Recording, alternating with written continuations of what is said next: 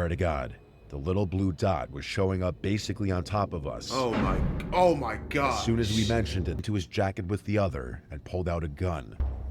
I instantly knew what was about to happen.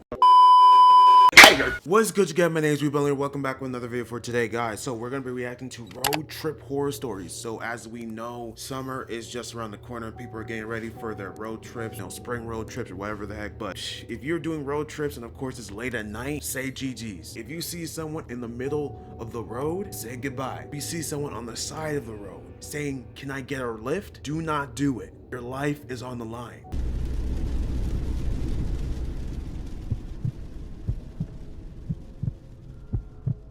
I need to provide some very brief context so the story makes sense. I go to a public university in California. It's part of the UC system.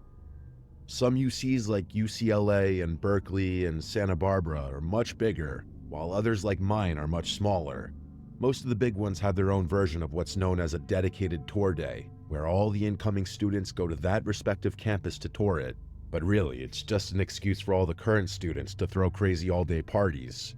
Berkeley's is called Cal Day, and Santa Barbara's is called Deltopia, just to give a few examples. Now, my campus is about a 2.5-hour drive from Santa Barbara, but it's sometimes customary for students from other campuses to make the drive to bigger schools for that one day. I've never really been one to party like that, so it was never something I did.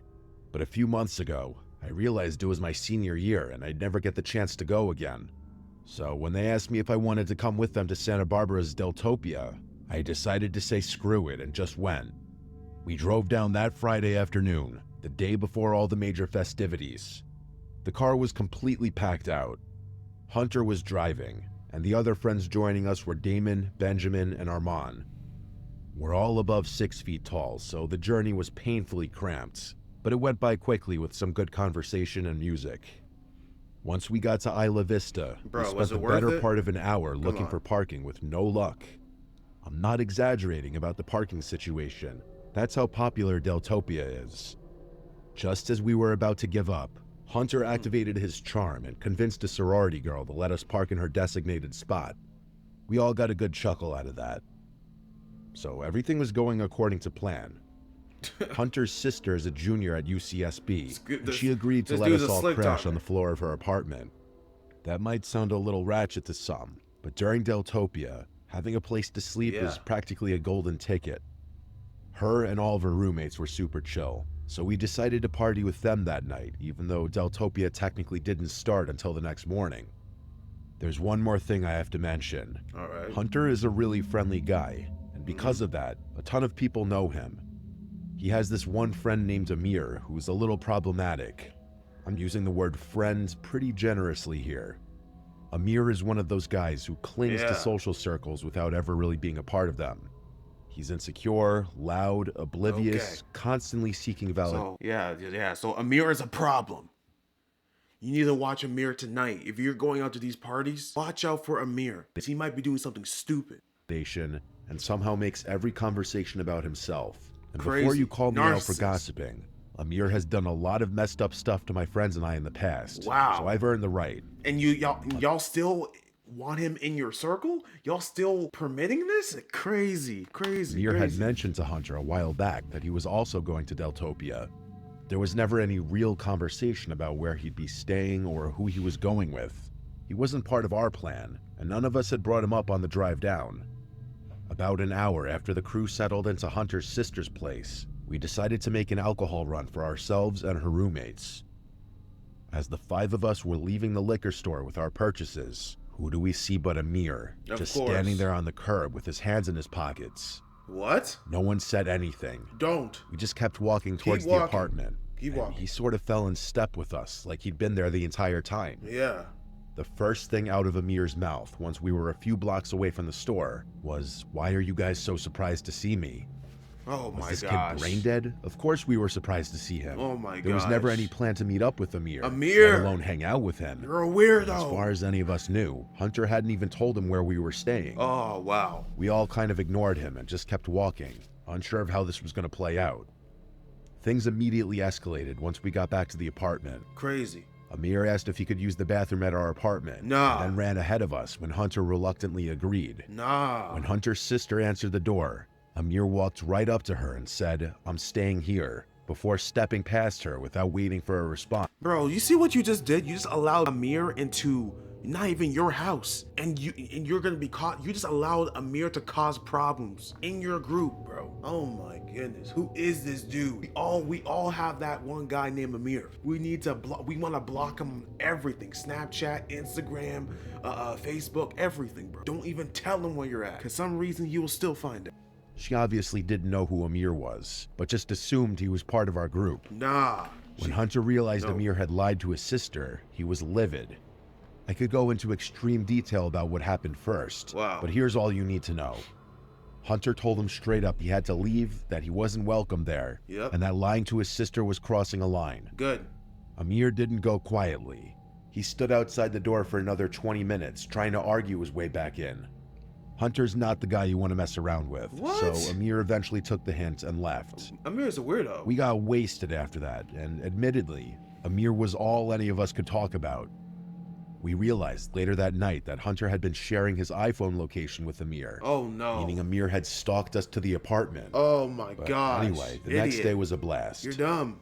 Deltopia certainly lived up to the hype. Most of the shenanigans were done by late afternoon. Look at all this. Look at all these brainwashed people, bro. Yo, look at all of this. Smelly, hot, sweaty foolery. And you're pissed drunk, bro. How does anybody find this appealing? How? We met up with 5 of our other How? friends, and the 10 of us found ourselves chilling back at Hunter's sister's apartment. We filled the rest of the guys in about the Amir situation, and they found it just as odd as we did. One of our other friends, Rylan, said he was pretty sure he had Amir's location. What the heck is He this? immediately checked it, and his jaw actually dropped. Look at all these fatherless daughters. They're wearing the most skimpy outfits. Oh my! And these are the type of females y'all be going for. These are the type of females y'all are attracted to. No God-fearing woman is among these people, bro. Ain't no way. Turned the phone I'm towards sorry. us, and I swear to God, the little blue dot was showing up basically on top of us. Oh my God. As soon as we mentioned it, though, the dot started moving away quickly. Oh my God. Like Amir had been spying on us from a car and was now driving away. That's crazy. It was bizarre. Him showing up a second time was borderline psychotic. Bro. Especially after Hunter had explained to him why he wasn't welcome there. We probably should have taken the whole thing more seriously than we did. Yeah. That behavior was extreme, even for Amir. Instead, we all just laughed about his weird obsessiveness and continued partying. Oh my, you just laughed? That night, after we had all crashed, I woke up randomly sometime well after midnight. Of course. I barely had time to process my surroundings 3 a.m. when I heard glass shattering from somewhere deeper in the apartment. Oh! I shot up off the floor, looking around to see if anyone else was awake. No one was, probably because everyone had gone to sleep completely wasted. Buh. I realized pretty quickly that no one else had heard it, and if someone had broken in, I was the only one who could do anything about it. You're crazy. I didn't have a weapon or anything, so I just grabbed an empty wine bottle off the floor, took a deep breath, and started creeping toward the noise. Oh my gosh. My heart was pounding. Bro. When I entered the living room, I saw the sliding door that led to the balcony had been completely shattered. That's A crazy. huge rock sat in the middle of the floor, surrounded by glinting shards of glass. I didn't need convincing. I knew Amir was behind it. Yep. I went to go wake my friends up, when, out of the corner of my eye, I saw a closet door handle jiggle a little. Oh! I froze, more scared than I had been just moments before. You better not go towards I it. didn't think Amir had the guts to go beyond destroying Boy, you better not go towards that. property, and the thought that he had broken into the apartment terrified me. I was just about to yank the closet door open, when my better judgment forced me not to. Good. Instead, I snuck back to the bedroom, woke Hunter up, and told him to back me up. The two of us walked towards the living room. Okay. By the time we got there, the closet door was wide open. Yep. I looked around Of frantically, but I didn't see him. That's when Hunter reached into the closet and pulled out this massive kitchen knife. I stared in shock. Amir had literally been standing behind the door with a knife, frick? probably intending to injure me. Oh, you would have He died. could have literally ended my life had I opened that closet Oh door. my goodness. That was the most horrifying moment of my life. Wow. Hunter and I woke the rest of the house up, and we did a sweep to be 100% sure that Amir was nowhere in the apartment. You are so lucky. We obviously got the police involved, but all that really came of that was just getting a police report. They told us property tends to get destroyed during deltopia, and we were one of the many victims. Wow. Before you ask, Amir had stopped sharing his location with Rylan, so we couldn't even show the police that. We had to leave the next morning. Hunter was freaked out about leaving his sister and her roommates there, especially knowing that Amir had managed to sneak in there once already. Before we got in the car, he pulled out his phone and typed out this massive paragraph to Amir. I'm not going to air it out here, but you can guess what was said. Oh yeah, it was nuts. The message never delivered though. Amir had already blocked him. He blocked him. We all pulled out our phones and Freaking realized weirdo. we had all been blocked too. Oh, Amir is a weirdo. For the next few weeks, none of us heard from him. It was like he had fallen off the map completely. Yeah. I still can't wrap my head around all of this. As aggressive as Amir often pretends to be, he doesn't have a history of violence. Are you In sure? fact, I've always thought of him as a little passive. He knows where all of us live, so I'm still worried, even while writing this out, that he's gonna do something drastic. Oh no. I'll send an update should something happen. Bro, lock all your windows, doors, everything. We're not playing games. Amir needs to go down. My name is Arthi. This happened a pretty long time ago, but I'd say I still remember about 90% of the details vividly. It was late April 1996. I was fresh out of basic training, and I had just been assigned to an airbase as a communications specialist in San Angelo, Texas. Being stationed in Texas was great for me. I'm originally from Mississippi, and part of the reason I enlisted in the first place was to get as far away from home as possible. I was 24 years old at the time. My closest friends on base were a guy named Seabass and a girl named Kay. I've since lost touch with them, but back then the three of us were inseparable. It was a warm weekend, sometime in early April, when Seabass proposed taking a road trip to Austin for the day to experience a change of scenery. Kay and I were also getting sick of the base life monotony, so we agreed. Kay offered to drive, so we packed her SUV with our stuff and hit the road that same afternoon. About an hour into the drive, we were on a mostly empty stretch of highway when Seabass spoke up. He asked us if we had seen the car behind us pull up from the shoulder right after we had passed. What? I looked back and saw a dark-colored Tahoe or something similar trailing us at a steady distance. Crazy. I hadn't seen it pull off the shoulder, but being as we were on the highway, it wasn't exactly the weirdest thing. But then Kay changed lanes just to see, and the SUV followed. Oh, wow. She did it again a minute later, and again, it mirrored her move. I was confused at first, Crazy. but then a minute later the SUV put its lights on, and everything made sense. We were getting pulled over by an undercover cop. Nah. Kay pulled over. Nah. I watched as the cop pulled over behind us. Are you sure? I'm a pretty observant person. Are you sure that's a cop? Processing information quickly is something I was quite literally trained to do. So I instantly realized something was off. Yep. The guy who stepped out didn't look like any cop I'd ever seen. Bro, that's not a He was cop. wearing all black tactical gear, but nothing on him that said police. Oh, he's a fake, bro. Don't fall for it. The only thing even remotely official looking about his uniform was a patch on his arm that said something I couldn't read. Wow. He didn't behave like a normal officer either. Instead of approaching Kay's window, he stood behind the car like he was waiting for something. I watched him a little while longer and realized he wasn't just standing behind the car, but was actively analyzing it. Yep. He was looking through the rear window like he was trying to see the stuff we packed. He was also checking out Kay's bumper stickers and her license plate. Weird. This dude's not a Seabass cop. and Kay eventually caught on to the officer's strange behavior too, and Seabass rolled his window down before asking the officer if there was a problem. Oh. Instead of responding, the officer swiftly walked up to Kay's window and asked for her license and registration. Kay reluctantly gave it to him. He walked back to his vehicle and didn't return for a really long time. The three of us started whispering about how strange this whole encounter You was just gave getting. your license and registration to a non-cop. That's crazy. But we weren't sure what to do. After what felt like forever, the guy finally exited his car again.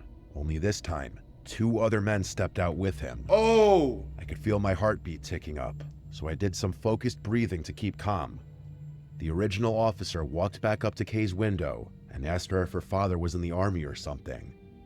Kay asked for clarification, and the officer mentioned the US military bumper sticker on the back of her car. Kay laughed and said that she was the one in the military, then turned to Seabass and I and said, them too.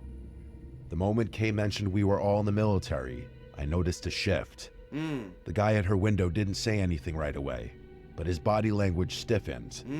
He glanced back at the other two men, who were still standing near the rear of the SUV, and then he glanced back at Kay. There was a weird silence for a second, and then he just told Kay that he was letting her off with a warning and to drive more slowly. He handed back Kay's license and turned around without another word. The three of them got back in the car, and before Kay could even start her engine, the Tahoe pulled off and sped away. The three of us were dumbfounded. Seabass couldn't stop talking about how those guys weren't real officers. Yeah. They would have done something shady had we all been civilians. Yep. There really wasn't much more we could do, so Kay just got back on the highway. You lucky that bumper sticker saved y'all. They realized y'all are in the military, and if they messed with you, it would have been over for them. Austin was actually a really good time, and by the time we got back to base, we had all but forgotten about the stop. Wow. It wasn't until about a week later that I was reminded of it. I was sitting in the rec room watching the local news with Seabass when a story came on that made me freeze up. What? Apparently, a man and woman had been found dead in a ditch along a stretch of highway just outside of San Angelo. What the heck? According to the reporter, the victims had been robbed and murdered, and investigators believe they were dumped there the night before. What really got me, though, was the next part. The vehicle found abandoned near the scene was a black Tahoe. Police confirmed it had been reported stolen months earlier, several states away. Wow. Seabass and I instantly went to find Kay, and the three of us agreed we had to tell the police about what we had seen. Yeah. We told the police everything, and part of me felt a surge of guilt for not telling them sooner. Even to this day, I still think about how Kay's bumper sticker may have saved our lives that day. Literally. I can't help but think about how easily it could have been us in that ditch had we not been military. Literally. That bumper sticker saved y'all lives, bro. Crazy. I've always been a really private person. That's part of the reason I've waited so long to put this story out there. I can't think of many worse things than this story getting traced back to me somehow, but I was recently thinking about how it would be a shame to leave this earth without circulating it. So here it goes. I just want people to know that I'm really stepping out of my comfort zone doing this. About 10 years ago, I was on a solo road trip from West Patterson, New Jersey to Fort Worth, Texas. I was on the way to visit my parents, whom I hadn't seen in a while. I'd moved out of Fort Worth years earlier and hadn't been back much since, so this trip felt overdue. Somewhere in the middle of nowhere, maybe Arkansas or the edge of Oklahoma, I can't really remember exactly, my car started acting up. I tried to ignore it for a while, but eventually, I had no choice but to pull over. There wasn't much around, just trees, open field, and a long empty road behind me. I popped the hood and started poking around, pretending I knew what I was doing. I didn't. I was just sort of killing time, but I didn't want to admit that I was basically helpless. I figured I'd poke around for a bit, and once that failed, I'd call AAA. I didn't actually have AAA, so I was really pissed because I knew they'd charge me an arm and a leg. A few minutes later, though, I heard a car pulling up behind me. It was a nondescript, white pickup truck. I remembered noting to myself that it didn't have a front plate, or at least not one I could see. The driver's door opened and a man stepped out. If I had to guess, I'd say he was in his mid-30s, maybe a little older, but worn down in a way that made him seem older than he probably was. He had curly hair and a long, uneven beard that looked like it hadn't been trimmed in years. He seemed like the kind of guy you could tell worked with his hands a lot, if that makes any sense. He honestly kind of looked like an older version of me. Same build, same height, same hair color, just a bit less well-groomed than I am. He walked over slowly, giving my car a once-over as he approached. He didn't ask if I needed help so much as assume it. Before I even said anything, What the heck? He was already leaning over the engine like he knew what he was doing. What the heck? He didn't even say... That's, you know what's weird? That dude's a weirdo. He didn't even say hey to you. He didn't even try to say, do you need help? He just walked over to the engine. The heck? Weird. I spoke up and told him what happened, then thanked him for stopping to help me. Weirdo. He told me he was a mechanic, and based on how quickly he got to work, I didn't question it. Yeah, right. I was already thinking about how I could repay him for the help when he said something that kind of surprised me. What? After a minute or two of fiddling, he stepped back and gave the engine a look that didn't exactly inspire confidence. He muttered something about needing a compression tester. Apparently, without it, the car wasn't going to start no matter what.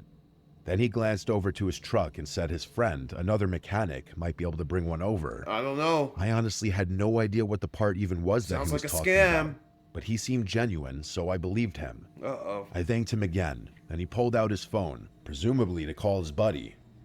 He froze up for a few seconds while looking at his phone screen, and then put his phone back in his pocket, saying it was dead. He then asked if What? Are you delusional? Do you suffer from a mental illness? Okay, bro. Okay, I don't need your help no more, bro. Just leave. Thank you. You just, I'll find my way. I can call the AAA, the CAA. I don't know what the heck. The heck, dude, just wasting my time. if he could borrow mine to make the call. I didn't even think twice about it. I pulled my phone out of my pocket and handed it to him without a second thought. Crazy. He took it with one hand, and then, almost in the same motion, he reached into his jacket with the other and pulled out a gun. I instantly knew what was about to happen. Oh! He didn't say much, just told me to sit down on the shoulder and not try anything stupid. Wow. His voice didn't shake. Crazy. He'd clearly done something like this before, Yep. or at least thought about it enough for it to seem practiced. Crazy. I did what he said. The whole thing felt strangely calm, like we were both just going through something totally normal.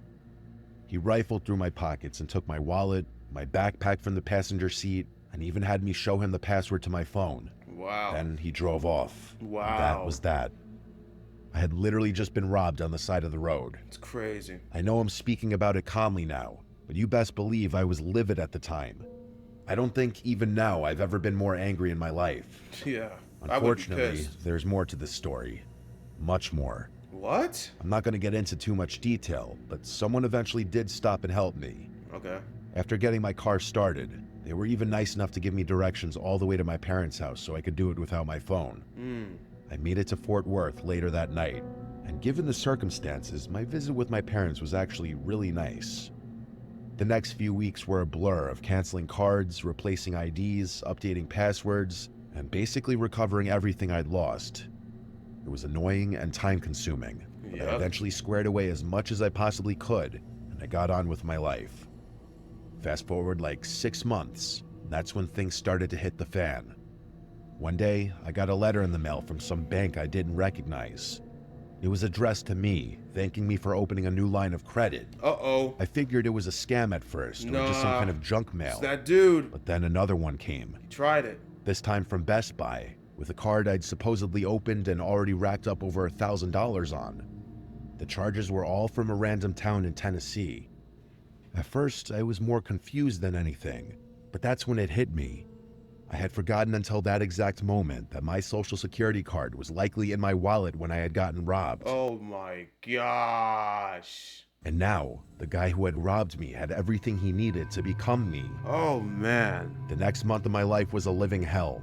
My credit report was a mess. Hard inquiries, new cards, balances I didn't spend. Man. It felt like every day there was something new. That's crazy. If any of you have dealt with identity theft, you know how hopeless it can seem. Yeah. I filed a report with the FTC, placed a fraud alert on all 3 credit bureaus, and even froze my credit. I went to the police and gave them everything I had, but without a name or a license plate, they apparently couldn't do a thing. I filed a formal report anyway, just to have a paper trail. I even called the local police departments in each of the towns where fraud had occurred. I followed every step you're supposed to follow. Yeah. But somehow it wasn't enough. Things kept escalating. Man, that's... Whoever was stealing my that is identity such was being pain. extremely cautious about it. A few weeks later, I got a call from my health insurance provider. Someone had received emergency care under my name at a hospital in Georgia. It Bruh. wasn't just a billing issue. There were now records in my file that didn't belong to me. Bro. Stuff that could actually screw me over if I ever landed in the hospital and couldn't speak for myself. That's crazy. I obviously reported everything to the police again, but that was the last straw for me. I decided to take matters into my own hands. From then on, I transformed my whole lifestyle and spent every ounce of my free time trying to track down the perpetrator myself. Wow. I set up Google alerts for my name and any recent cities tied to the fraud. I checked my credit report constantly. I scanned forums and dug through social media. This is a I did pain. everything I could think of. This is a pain. One night, on a whim, I decided to start checking Craigslist. I focused on cities tied to the fraud, places where charges had shown up from or mail had come from. After looking around for a while, something caught my eye. What? It was a posting from Jackson, Tennessee. The listing was for a bunch of used power tools and some other miscellaneous items. Oh, man. I wasn't sure why it stood out to me so much, but the longer I looked, the more familiar it seemed. And then it clicked. Everything listed matched up perfectly with some of the things that had been charged to that Best Buy card. I sat there for a while, unsure what to do. Eventually, I responded to the listing, saying I was interested in a couple of the items and asked if they were still available. I debated trying to attach a tracker link or something clever, but I didn't want to spook whoever it was. If it was him, and he got even a hint that someone was onto him, he'd vanish. Yep. So I kept it simple. To my surprise, it didn't seem like the guy was onto me at all. After exchanging some emails over the next few days, he gave me a time and a public place to meet. All right, so now you bring the cops in. You get the cops involved. Now you get the cops involved. Don't do this on your own, bro, please. He has a gun, you don't. He told me to bring cash. The meeting was supposed to be the next day. I debated driving all the way to Tennessee myself, but I couldn't bring myself to. Yeah. There's no telling what I would have done to that guy had I seen him in person a second time. Oh, boy. So instead, I called the police department in Jackson There to see we if they remembered go. my case. There we go. They did. And I basically pleaded with them to help me out. Thank God. I gave them everything I had and damn near prayed. By some miracle, they told me the details lined up just well enough for it to be worthwhile. They said they'd at least talk to him and see if there was any information they could get out of him. The next day, after a little back and forth, I got the guy to tell me he was driving a red pickup truck. I communicated that with the police and waited. After legitimately several hours, they called me. When they told me what had happened, I wanted to drop on my knees, I swear on my life. The officer told me that as soon as the guy spotted the patrol cars near the meetup spot, he immediately sped out of the lot. Wow. Didn't even try to play it cool. Wow. That alone was enough to raise red flags, so they followed him. Not long after, the guy ended up losing control of his truck and crashing into a ditch. Oh. It wasn't a major accident, but it was enough to get Oh. officers legally involved beyond Yep. just a casual questioning. GG's. According to them, he was a total wreck, visibly shaken, panicking, talking in circles. You Wow. get it. As soon as they even mentioned the Best Buy items, he folded. He admitted he didn't know where the stuff had come from, that it wasn't his, and that Wow. a friend had given it to him. Oh, and wow. he had independently decided to resell it. It could not have been more perfect. GG's. The guy ratted out his friends, and with his cooperation, the police Yo. were able to acquire enough evidence to arrest the real perp. Let's go. I've never felt more relief in my life. Let's go. Like I said earlier, I'm not trying to have this traced back to me, so I'm gonna keep things vague from here on out. All right. I will say this much though, the guy who robbed me wasn't acting alone. Turns out, there were 3 of them total. The craziest part is that I Wow. wasn't the only victim. From what I was told, What? they'd been targeting travelers and isolated drivers Oh. up and down a few different interstate Oh, my corridors, goodness. mostly in the south. Eventually, all 3 of them were caught, charged, and put in jail. Thank I'm God. not going to say much more than that. Thank What I will God. say is, justice was served. Thank God. Justice has been served, bro. Oh my goodness. What do you do in a situation? You can't, it's not even like you're doing anything wrong. You did nothing wrong and everything you did was right. Everything you did. You just got robbed. You just had a very bad day. And that day led to weeks upon months. But thank God you finally got the justice that you deserve, bro. I mean, that dude deserved all 3 of them. Be careful, guys. You know what I'm saying? Be careful. I just gotta say, be careful. Like, there's nothing really to do. Nothing really to say, but just be careful. We're on the road. Be careful. Be aware. You feel me? And call the cops. Call them immediately. I'll catch you guys later. Take care. Have a great spring, summer. You know what I'm saying? I'll catch you guys later. Stay safe out there. Peace. You win. Perfect. Peace.